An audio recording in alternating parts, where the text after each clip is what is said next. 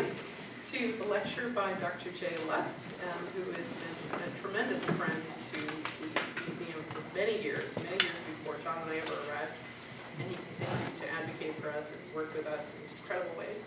But before we introduce Dr. Lutz, I wanted to introduce one of our board members. And one thing we've been doing is having members of the UMA Advisory Board come and chat about their involvement and what they think about the museum and how they've gotten involved.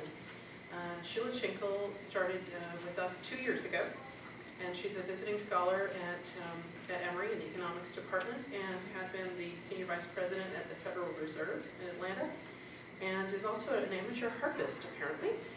He's advocating for some harp music in the spring, which is a nice thing, and I'm very glad that she's come to chat with you about her involvement here at Oglethorpe. Thank you so much. Oh, I see. Okay. Anyway, and I'm really very honored to be asked to do this tonight, especially because it was Dr. Lutz, J. Lutz, who's lecturing tonight, that recruited me to join the board at the Oglethorpe Museum, and I have really enjoyed it greatly, and if they'll continue having me, I will look forward to doing more with them. I think all of you here have been here before, but I have also found that the museum is like a jewel in our community. It allows us in a very lovely and quiet and peaceful setting to look at art and the diversity of art and learn about how artists look at things differently, or to teach us to look at things differently and in new ways. And I think it also achieves the mission of the university, which is to educate both students and our broader community about different ways of looking at things. And that's what its goal is, and it's doing it very successfully. And I can say that Elizabeth Peterson and John Tilford have really made great strides and have many more wonderful events planned for you. November 20th, there will be a cabaret which is tied to this exhibit, and I expect to see all of you there. No, you really should be there. I'm coming and bringing people that have never been before, and it's something that I think all of you should do. And also I would urge you to continue and donating to the museum in whichever way works best for you. And now, I don't want to take any more time because I know we have a really good lecture to listen to, and I'm looking forward to it. So thank you, Jill. If those of you who don't know what she's talking about, the cabaret is something new that we've added for this semester, and it will be our recreation of Le Chat Noir, which will be on Friday, November 20th. Tickets are available. It's a fundraiser for the museum. Everything will go to programming for the museum. We have a headliner, Timothy Parrott, who is a baritone with the Atlanta Opera, who will be singing, and those of us who are hardy amateurs will be singing Parisian cabaret songs. So you want to let your hair down, have a little fun. There'll be people in costume. We're going to have a former student playing the part of Rodolphe Saly. It'll be fun. So that's our fundraising event on Friday, November 20th. I won't take any more time.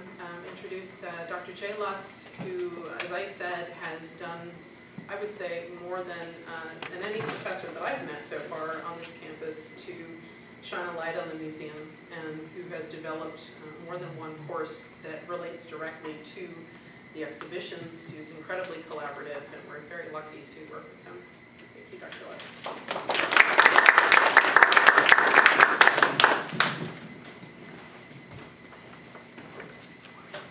Thank you for coming this evening. Look forward to sharing some notions about an important political figure from the 19th century in France who's mostly been forgotten these days and fits in very well with our exhibition of satire. And the person in question is General Georges Boulanger. And those of you that have had the opportunity to see the exhibition before this evening would note perhaps that we had an album over here in the case in the corner, which belongs to the Oglethorpe archives. I've been working on this subject ever since I was part of a National Endowment for the Humanities seminar in 1989 on the bicentennial of the French Revolution, and discovered the presence of the Boulangist movement at the same time that France was celebrating 100 years of the Revolution, and that it largely that the movement was promoted largely through popular song. And I've been working and work on modern poets, in particular Paul Verlaine, and these poets in the 1880s were great fans of popular culture, and in particular the Café Concert, which was a cafe that you went to, had drinks, and there were performers with the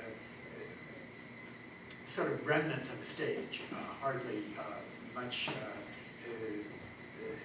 that allowed them to present themselves with, as they would in a theater.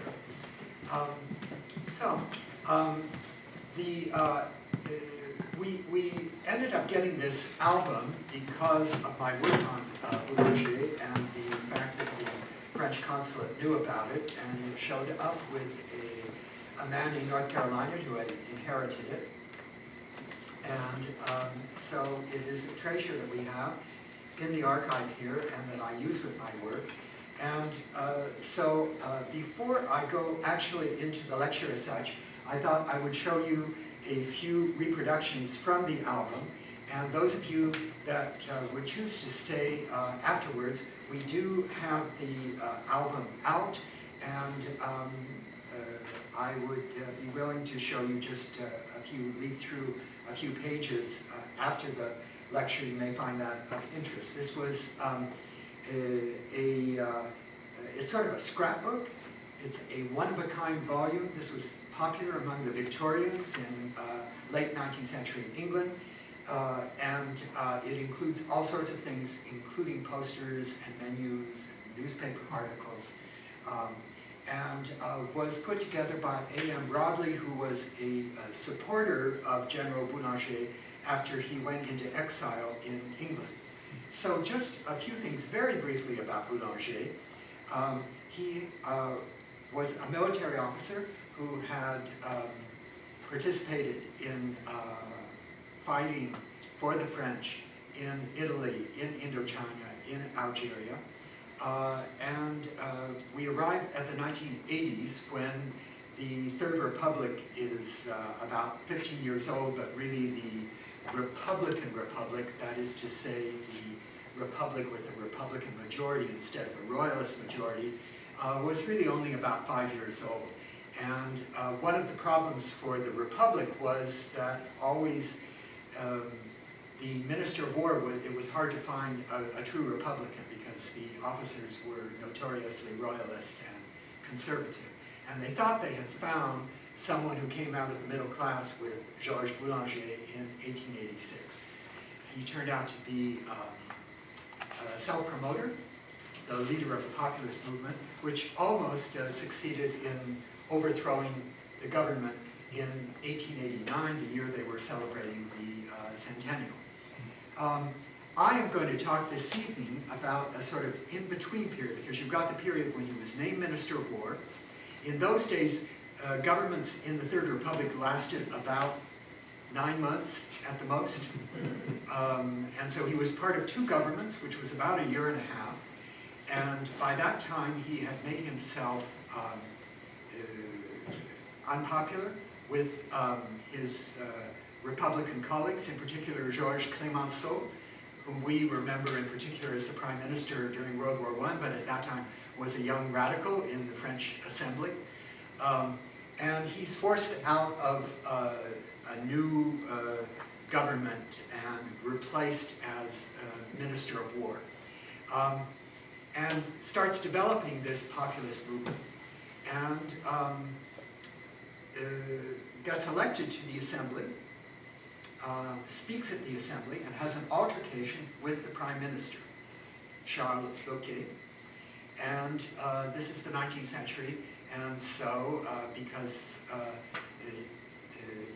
he considers, Floquet considers his honor to have been somehow diminished by what Boulanger said, they choose to duel. And what I'm going to share with you this evening is the story of their duel. So this is taking place after he's Minister of War and before he is forced into exile in England. He follows the same trajectory that Victor Hugo does. I have my students here from my advanced class where we've been reading Satire and talked about how Hugo chooses to leave France when Louis Napoleon takes power as Emperor Napoleon III. Boulanger is scared into leaving, but in fact he is eventually in 1891 charged with treason.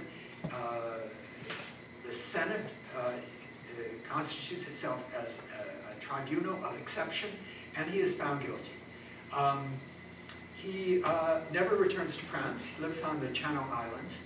He has, in the meantime, become madly in love with a woman who is not his wife, and her name is Marguerite de Bonnemain. It's, for many years, was considered one of the great love stories, and a number of popular books have been written about it, especially like go in the 1920s and so.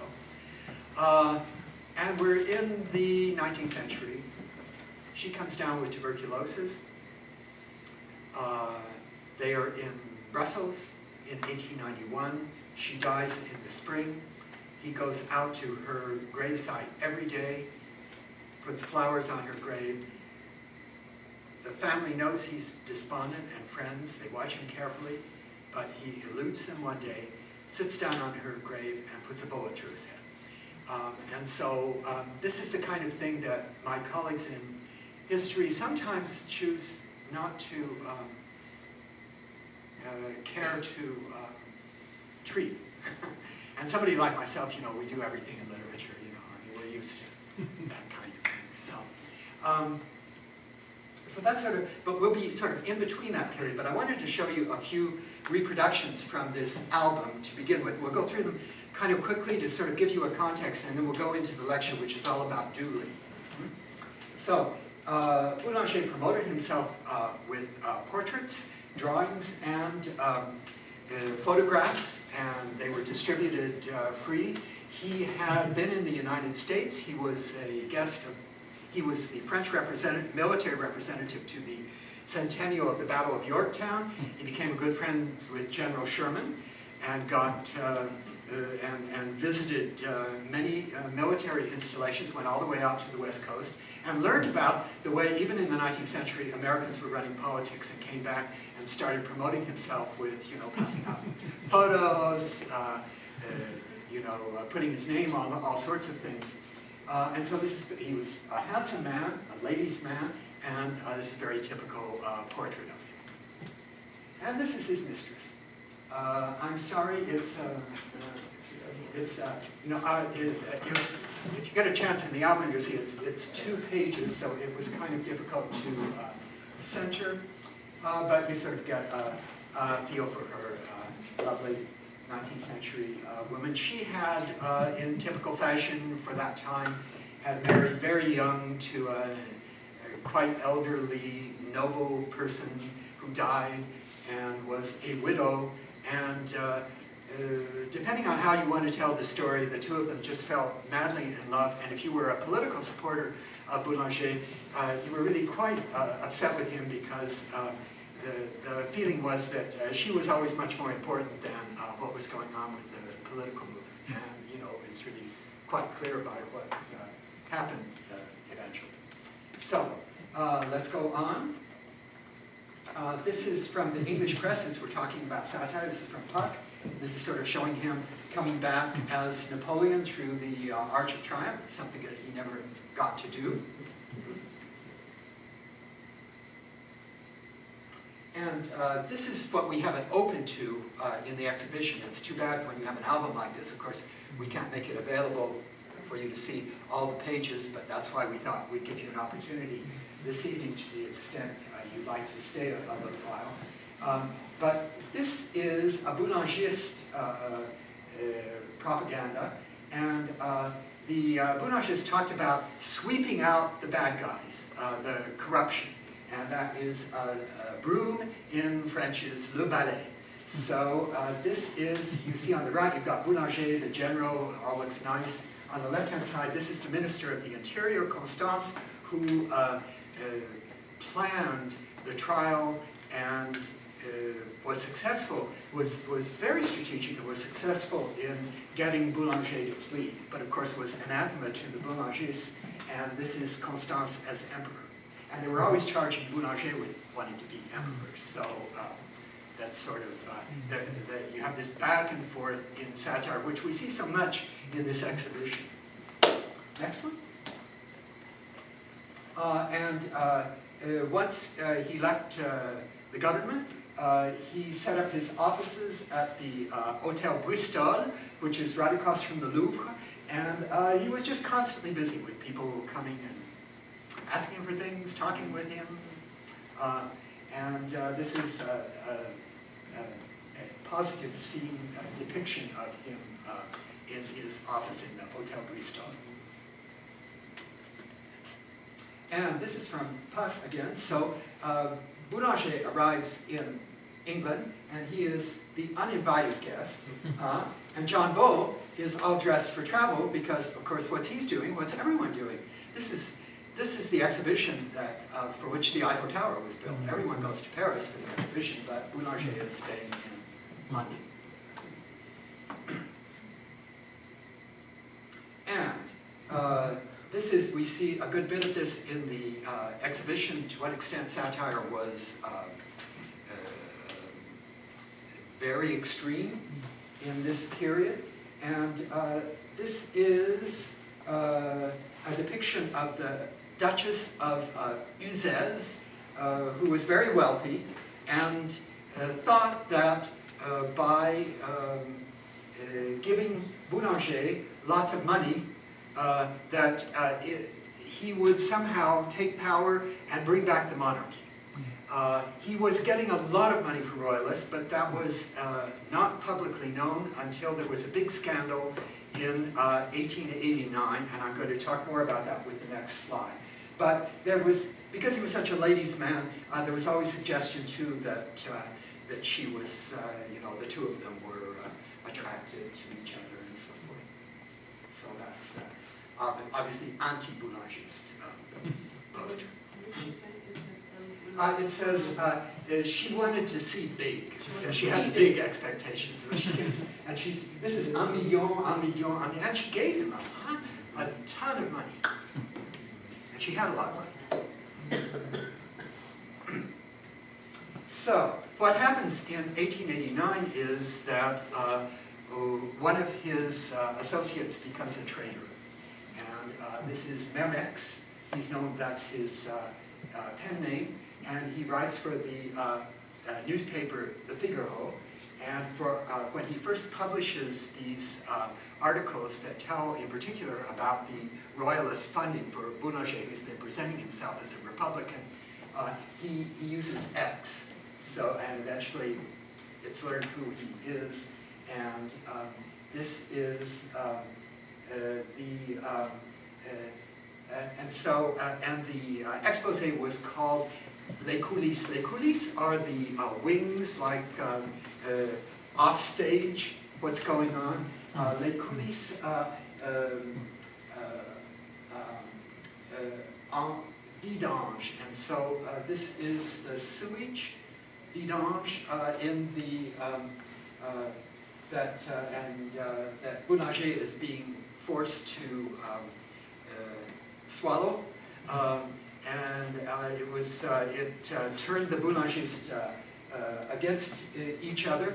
A kind of strange, interesting thing is that Constance had made his money, believe it or not, with developing a very successful sewage company in Spain. And so, you know, they used all of these kinds of connections. And of course, a lot of this is really, I mean, it's not pleasant. So on we go. Let's see. Here, and I think this is our last one. This is one of many depictions of the cemetery in Brussels, where this is his friend calling for help. He will,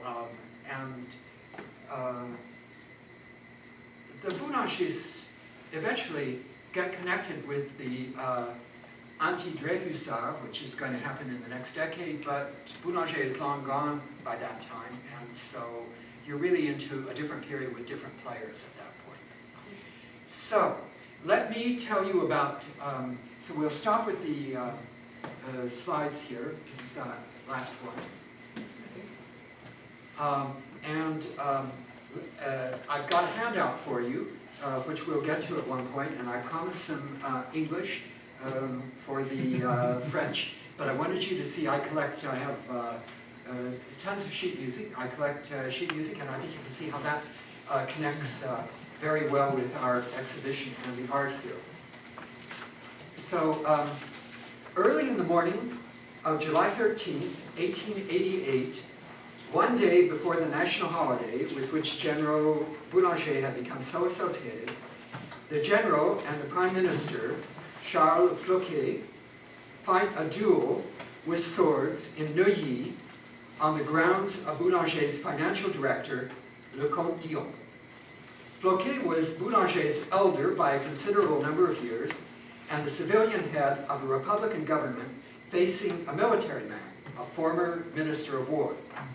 The outcome would seem to be determined in advance, something that might even be termed a possible assassination of the head of state by an ambitious military figure bent upon fomenting a coup d'etat. Instead, the duel results in Boulanger receiving a wound from the civilian leader, which turns out to be almost fatal. Interesting story. Boulanger, however, miraculously recovers from the wound, and again there are some obvious expectations. One would assume, and his opponents did assume, the outcome of the general's defeat by a corpulent and aging prime minister in a sword fight to be a devastating blow to the Boulanger's populist movement being waged through by-elections organized to elect members of parliament who had died or resigned. You could do that in France at the time. In fact, you could do that in France until fairly recently. And what he did a lot of was run for one election, then he'd resign and then run again, and it was a way of attacking the system. It would also be reasonable to assume that the fierce satirists of the day, both in image and song, would have a field day with this zany encounter. Instead, Boulanger goes on to revitalize his movement and comes close to overthrowing the government in early 1889. It's the year of the centennial, as a result of his election to parliament from the precinct of Montmartre in Paris. His opponents claimed that he was winning all these elections in the provinces, but Republican Paris would never elect Boulanger, and there was an opening in Montmartre, and he had an enormous victory in early 1889, and it was at that point that the government got really very concerned. It is only through the deviousness and good fortune of the Minister of the Interior, Ernest Constance, that Boulanger and his movement are thwarted in time for the fledgling Republican government to celebrate the centennial of the storming of the Bastille and the erection of the Eiffel Tower. So where is the satire and its effects? It is absent in part due to the skillful use of the press by the Boulangist camp. Instead of becoming an object of national ridicule, the wounded general becomes one of sympathy. Once again, the corrupt parliamentary government of opportunists, that's what they were called, led in the background by the infamous, at that time he was called Tonkin Ferry. Tonkin in Indochina, he was connected with the unhappy, unsuccessful Indochina wars. has almost succeeded in depriving the French nation of the only leader capable of meeting Prussian aggression and forcing the return of Alsace-Lorraine. The French had lost Alsace-Lorraine at the end of the Franco-Prussian War, and the notion was that they needed Boulanger to face the Germans and reclaim the territory. That is the seemingly untenable position which the Boulangists will successfully market to the electorate. And here I have an example of an editorial from a Boulangist newspaper by Francis Laure, L-A-U-R. It's kind of interesting. He was the adopted son of Georges Sand, the well-known novelist. He was a Boulangist and also became a notable anti-Semite and anti-Dreyfusard. In his editorial from 1888, August 16th, so just after the Duel, of all things, my students are going to like this, he cites what we've been reading of Victor Hugo, Les Châtiments, a poem from Les Châtiments, Encore du sang. No, the poem is entitled Puisque le juste est dans l'abîme, since the just one is in the abyss, and he's talking about Napoleon III. Now, I'm going to get to the song in a moment, but first I wanted to go over this editorial, and in my translation, I'm going to give you what Laure wrote in 1888, just shortly after the duel. The Third Republic, grabbed away from the monarchist in 1875, was immaculate, in a virgin state, free of French blood. The great patriot Gambetta wanted it to be Athenian, lovable, open, smiling on the masses, fertile with great ideas. And then he quotes one of Hugo's poems against Napoleon III. La République de nos pères, grand panthéon plein de lumière, dôme d'or dans le libre azur, temple des ombres immortelles. The Republic of our fathers, great pantheon full of light, golden dome in the azure sky of liberty, temple of immortal shadows. Both sides use the Republican imagery.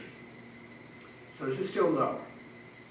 Then Floquet arrived, and for the first time in the history of our country, you observe that the Prime Minister of France, the equal of a Salisbury, of a Bismarck, at a time when the country was perhaps in a ministerial crisis, you observed the former President of the Parliament at the Speaker's platform insult a general.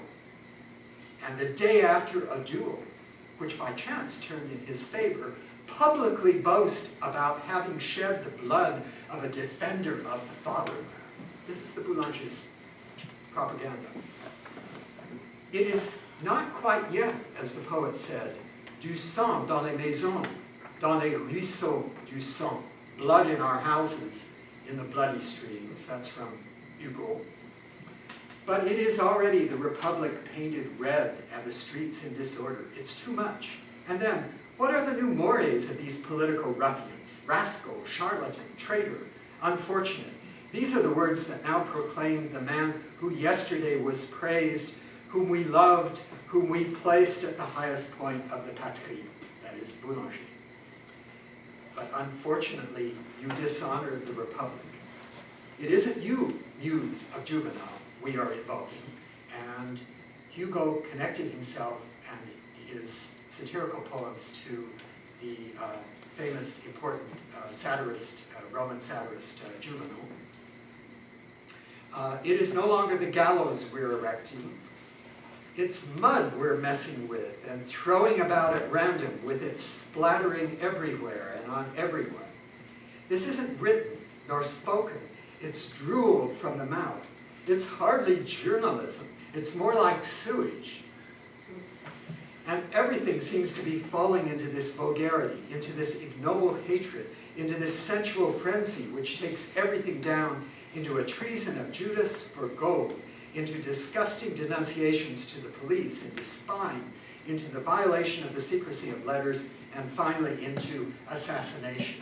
So, this is Boulangist, how the Boulangists managed to deal with the defeat at the duel. As I said, the poem is satirizing Napoleon III, thus connecting the Republican Floquet with Bonapartism rather than General Boulanger. The irony is that, however, Floquet was a member of Clemenceau's radical party and anathema to conservatives and royalists. This was not a conservative. He had even been unsuccessful earlier in forming a government because he had insisted upon the inclusion of General Boulanger as Minister of War. So this is somebody whose government actually had not been able to be formed because he insisted that Boulanger be part of it, and now the two of them are dueling. Boulanger will later break with the person, with Francis Law, whose editorial I just wrote, over the issue of allowing the notorious anti-Semite Edouard Drumont, the author of La France Juive, run as a Boulanger's candidate for the legislature. That's why one has to be careful about how one views this period and Boulanger's actions in regard to the Dreyfus affair, because you do have this situation of Boulanger opposing such people when he was in charge. It's still a populist movement. In this regard, and now we get to your handout, I suggest to you this song that we've got, and you've got, I love sheet music, and you've got the picture there of, this song is called Charles embêté par Ernest. And Charles is the Prime Minister, Floquet, and Ernest is another name for Boulanger.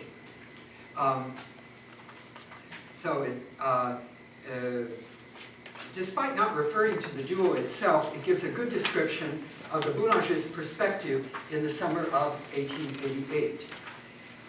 The secondary title of the song is Dispute Parlementaire. And there's a lot of wordplay here. The cover, look at the cover, and of course Boulanger, just like here, baker is a common name. Boulanger means baker in French, and so he's depicted as the baker in the undergarments of a baker at work, with a military cap on his head. He is about to administer un pain, another word for bread. Un pain, a loaf of bread in French, is a blow. So he's about to give un pain to Floquet, the Prime Minister, who is masked and dressed as Harlequin, carrying a bat and a briefcase. The cover also depicts numerous gallows in front of the Cathedral of Strasbourg and a waiting saddled horse with no rider. And this will come up in the song. The verses of the song feature an ongoing verbal exchange between Boulanger and Floquet, which refers to these images. I've just given you the French. I'm going to read the French. You can follow along with me, and then I'll read the English right afterwards. All right? So here we go. This is, we start with Floquet. Tu vois bien, disait Charles, que tu vas remporter ta veste si tu parles de tous nous déportés. You can easily see, said Charles, that you are going to lose your shirt if you talk about deporting all of us. Now we have Boulanger. Sans vouloir te surprendre, lui répondit Ernest, je vous ferai tous pendre devant Strasbourg et Metz. Without wanting to surprise you, Ernest replied to him, I will have all of you hung in front of Strasbourg and Metz. Charles, tu veux comme la foudre, petit soldat de plomb, réduire tout en poudre, c'est beaucoup trop d'aplomb. You want, like the lightning, little tin soldier, to reduce everything to powder. You've got way too much nerve. Sous les yeux de ta clique, je ferai, vieux faquin, tomber à coups de trick ton masque d'Arlequin. While your clique looks on, I will, you old rascal, with blows from a club, disrobe your Harlequin mask. Le peuple qui t'acclame finira par manger pour toi qu'elle réclame jusqu'à son boulanger. The people who acclaim you will come to eat up for you, what an advertisement, even their own baker. Back to Floquet. Rends-moi l'assiette au beurre, grand poseur de lapin, où je vais tout à l'heure t'administrer un pain. Give me that greased plate, the assiette au beurre, when you're sort of money under the table. You big irresponsible bunny. Or in a little bit, I'm going to administer a blow to you worthy of my bread loaves. Now he's speaking. Descends de la... Now this is Floquet, and it all started when Bouger spoke in the assembly. Descends de la tribune et feignant clérical, tes discours à la lune font dormir ton cheval. Get down from the grandstand. Ugh, you coward, you priest. Your moonstruck crazy speeches put your horse to sleep. Sors donc de ton usine, aucun va-t'en voir si l'empereur de Chine veut céder son pouvoir. Get gone from your factory, skedaddle off to Tonkin, Indochina. See if the emperor of China wants to cede power to you. Ne crois pas que je veuille, pour te céder les lieux, rendre mon portefeuille. J'y tiens comme à mes yeux. Don't expect that I will want to, thereby ceding the place to you, giving up my cabinet post. It's as precious as my eyesight. Prends soin qu'il ne se perde avant 89. Je saurai, ça t'embête, te rouler comme un œuf. Be careful that you don't lose it before 89. I'll know how to, I know that hurts you, roll you over like a little egg. Thus, the Boulanger's lyrics give both sides of the debate. We get both, and albeit with Floquet as a caricature, unable to stand up to the assaults. The numerous images on the cover sheet reinforce the satire, and that's why I really think to understand the popular song, you really need to see the sheet music covers. They're really art in their own way. It is in this environment which the duel of July 13, 1888 took place, one of the best-known duels of this period of French history. It figures prominently, for instance, in a web-published study of duels in the section entitled Modern Times, the Era of Bourgeois Dueling. The study also gives prominence to the duel, this study I just referenced, gives prominence to a duel between Gambetta, who was one of the major Republican leaders at the beginning of the Third Republic, and someone called Fourtou in 1878. Mark Twain uses the Gambetta-Fourtou duel as a subject of satire in his travel journal, Tramp Abroad. He suggests that Gambetta would have chosen him as a second for the encounter. You always have to have seconds when you've got a duel. So this is Mark Twain. This is lovely. This is Mark Twain talking about becoming a second in dueling in France. As soon as I heard the late fiery outbreak between Monsieur Gambetta and Monsieur Fourtou in the French Assembly, I knew that trouble must follow.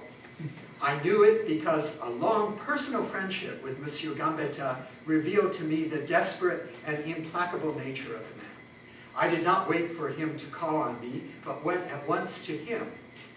I said, I supposed he would wish me to act as his second, and he said, of course.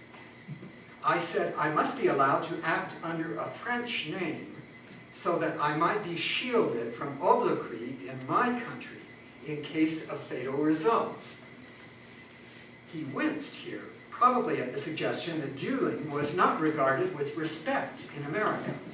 However, he agreed to my requirement. First, I drew up my principal's will. When he had finished the will, he wished to proceed to a choice of his last words. What's he going to say dying if he needs to do that? He wanted to know how the following words as a dying exclamation struck me. And here's what Gambetta suggests, supposedly.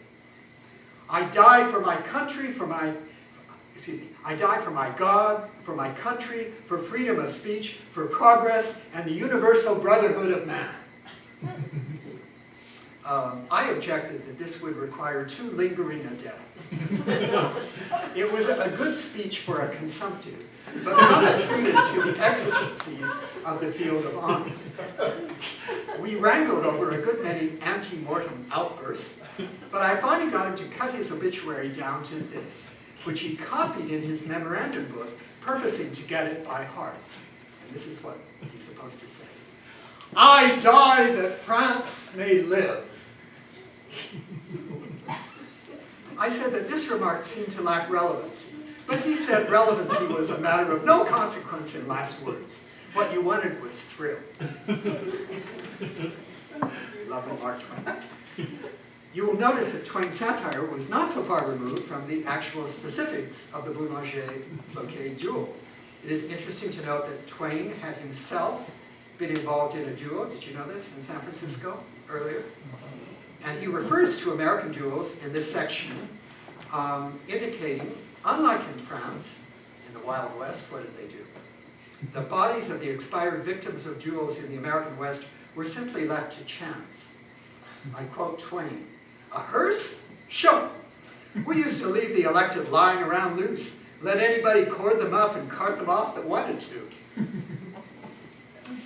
Singular and bizarre to a contemporary public, the unusual duel between Boulanger and Floquet for the 19th century public fit into a recognizable and accepted context.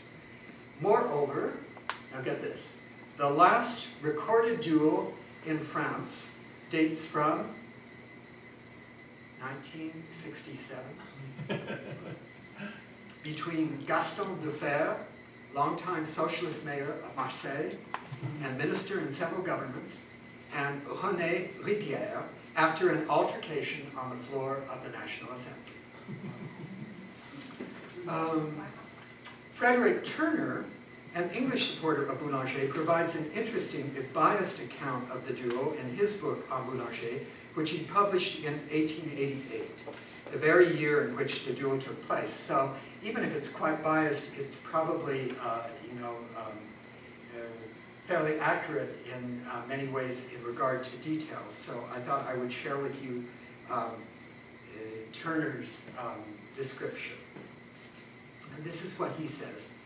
Without going into the details of the duel, we may say that after a hard fight, the general slipped, just as Floquet was making a furious lunge at him. You know, you have to have some way of how this old guy was able to stab him in the neck.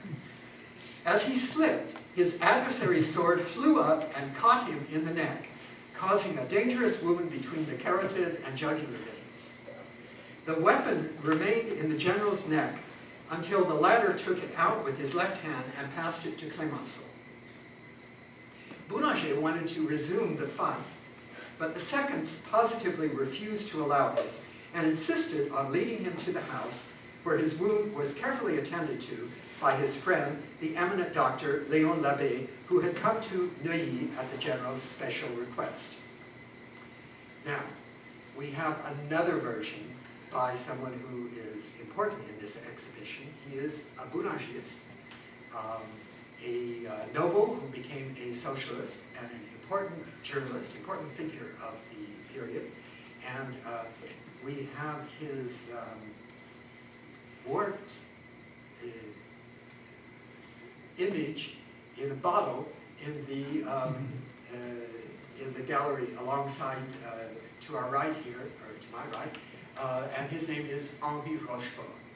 Henri Rochefort was an incredible satirist, and you would really not want to get on his wrong side.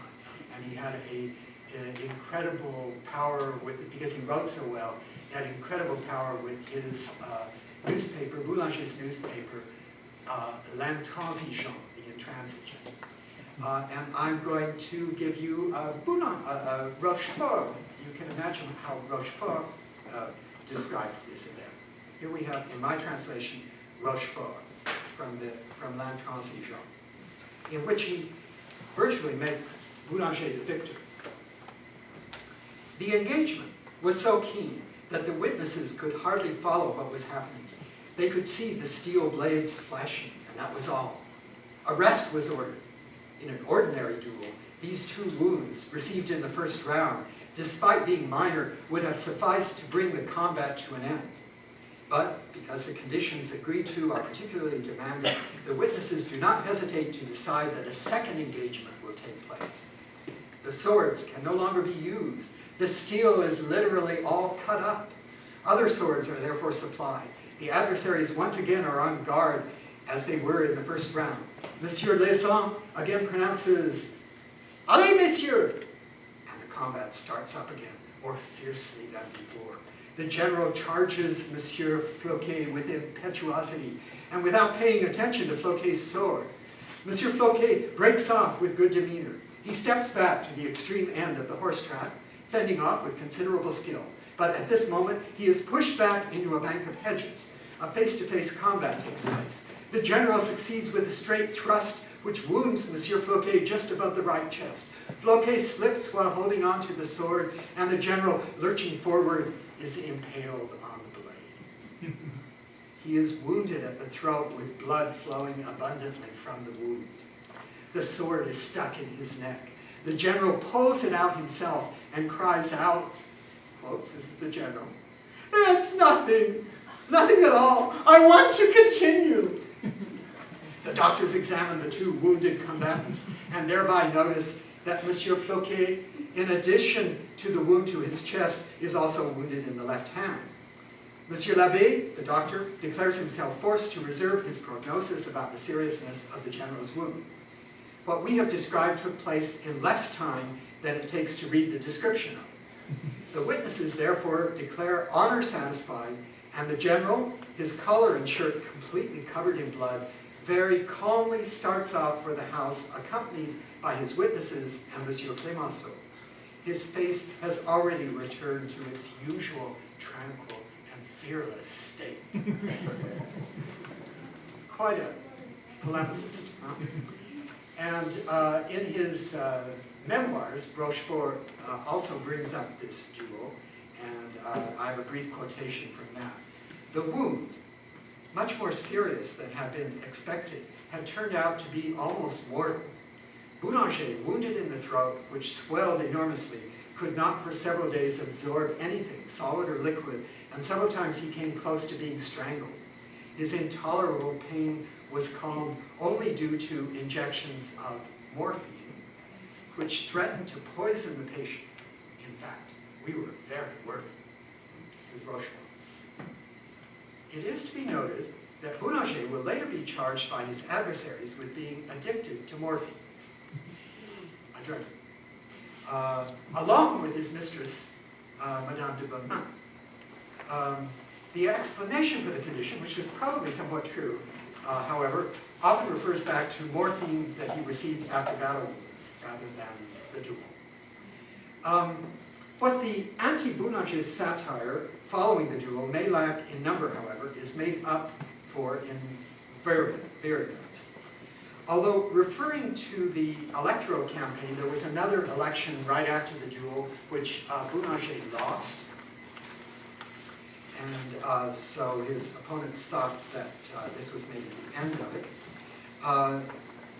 One of the most successful and extreme satirists of the Chat Noir, anti-Boulangiste, complete anti-Boulangiste, is someone called Jules Jouy. And I've given you his text also in your handout. You'll have to skip, I'm skipping a set of texts there, and you'll see Jules Jouy and his satirical song that he wrote.